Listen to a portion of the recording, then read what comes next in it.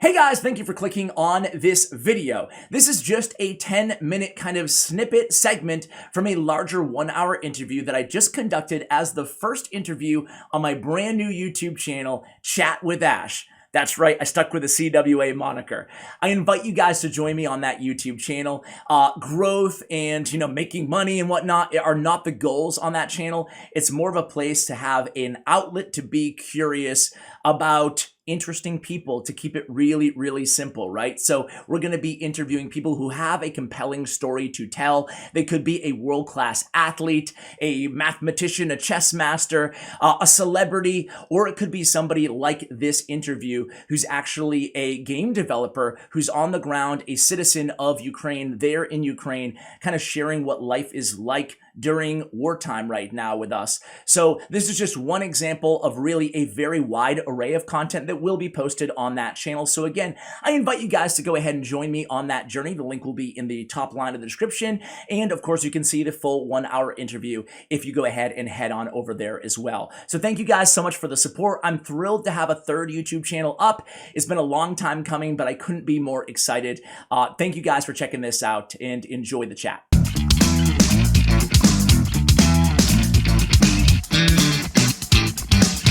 Hey guys, welcome to the video. Today I'm joined by Zhanna on the ground in Ukraine.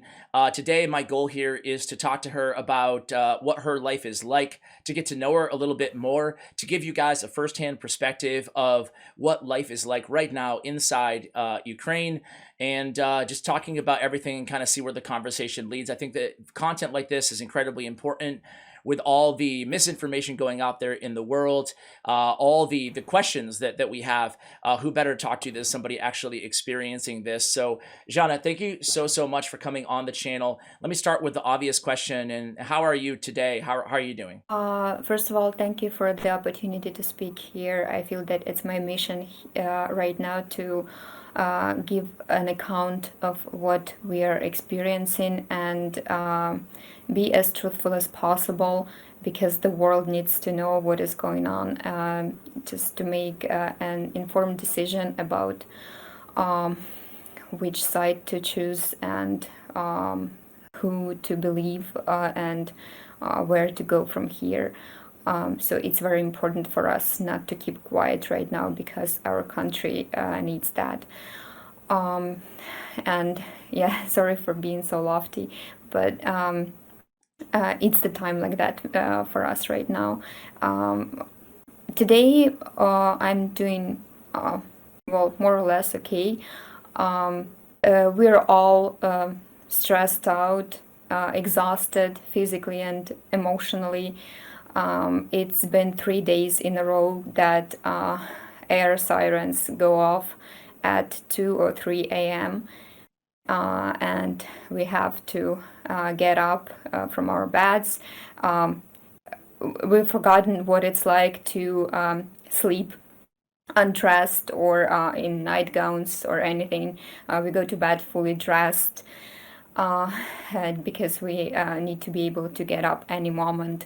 So we get up at like 2, 3 a.m. and go to basements, shelters, bathrooms for those who can't, for some reason, hide in safer places.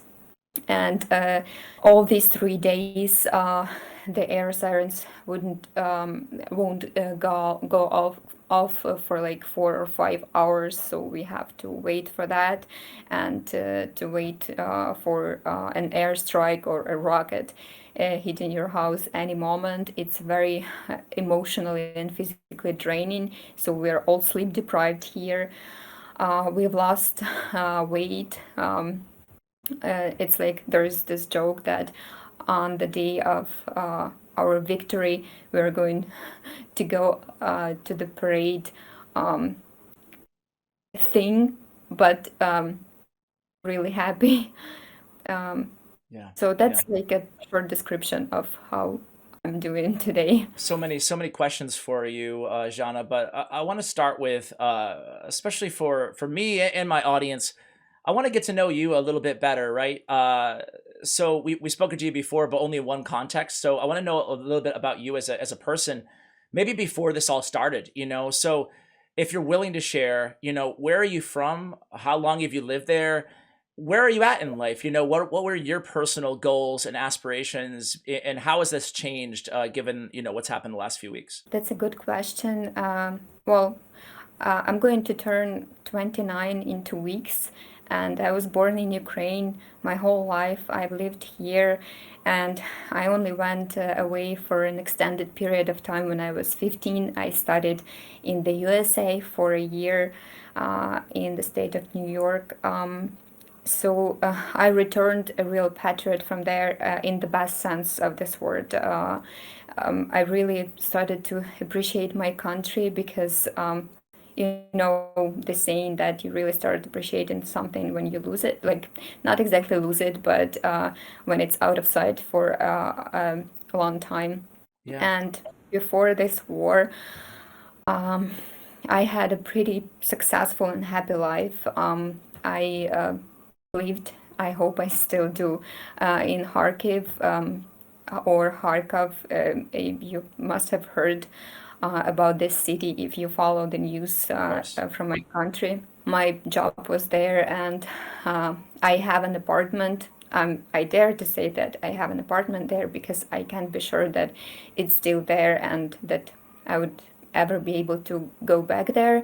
But my parents helped me to buy this apartment, and we had been collecting money for it for a very long time, and I put my heart into decorating it, into furnishing it. So I was a manager. I still am at my job, and we had wonderful colleagues. I had so many friends. Again, it's hard to refrain from using the word, all the verbs in the past tense, because what happened just cut our lives into two parts. So as for my aspirations, I wanted to live. I just wanted to be happy. I wanted to get a driver's license. I wanted to buy a car. I wanted to go and study to be a psychologist, and that's just something that I had wanted for a very long time. And I'm not saying that I would choose it to be my main profession, but it's just something that maybe I would enjoy doing in my free time. Oh, who knows? Also, I had my personal life, and I'm not going to go into that, but I would maybe even have gotten married if it hadn't been for this war. But now it's all it's been put on hold, and a totally different reality has surfaced. Has that new reality started to sink in, do you feel like? Did it take a while to sink in? Was it the day of the invasion that you said, did it immediately kind of all sink in that life was never going to be the same? Or is that still kind of a reality that's unfolding, day to day? I still can't say that I fully realize that this whole thing is happening. It happened so abruptly, and so I, there is no word to describe what happened there. It's just it's so unfair. It's so unjustified, and this war is so unprovoked that I might even dare say that it's ridiculous, because nobody knows like the motives behind that, and nobody there is no way in the world that anything could justify this war. It's 19 days in, and I still can't believe it's happening. Like most of the time, we try to be strong. We try to move on and do whatever we can to help our country and our people. But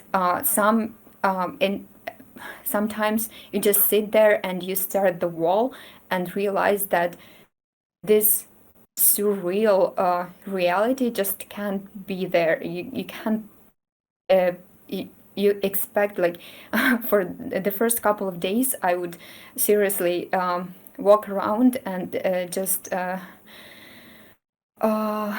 what's the word for it when you try to Pinch um, yourself. Yeah.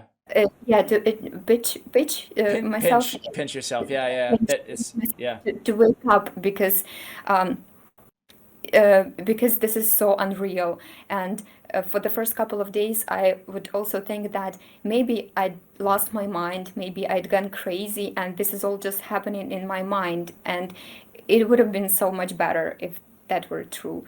But now this realization is coming more and more that it's a real thing, and it's a challenge that um,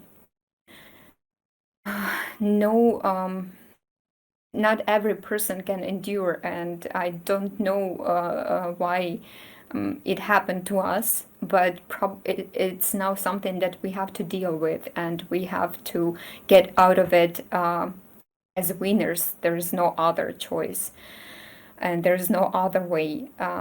So we have to do whatever is possible um, to defeat this evil that has come Are on our you, land. obviously, I totally agree with you. You know, it's been, it's hard to even put in words how me being so far away from this has it's almost frustrating to deal with in a way, because I want to do everything I possibly can, you know. Uh Not just this crisis, but whenever innocent children, innocent people are dying at the hands of tyrants, or the decisions of a few autocrats, madmen, whatever you want to say, it just feels like this can't be life, right? This can't be reality. How is this okay? How do we let this happen? And now the refugee crisis, which you know mentioned, is unlike anything we've ever seen in this short amount of time. You said, you know, less than 20 days, almost 3 million by the time this video goes live. People, it's just unreal. I want to stay with kind of the beginning here for a second, Jana, and ask you, uh, the days leading up to the invasion. Kharkiv, where you're from, was one of the first cities bombed, if I'm not mistaken. And obviously, you already said that it took you by surprise, and no one thought this would be reality. Were you given any time to prepare? Was this a conversation you guys were having with your friends, your loved ones, your families? Are you leaving? Are you staying? Should we stock up on food? You know, talk to me a little bit about those conversations, I guess, the days leading into this, and then the days after it started. So I guess the first time that we became really alerted about the geopolitical situation in our country was around the end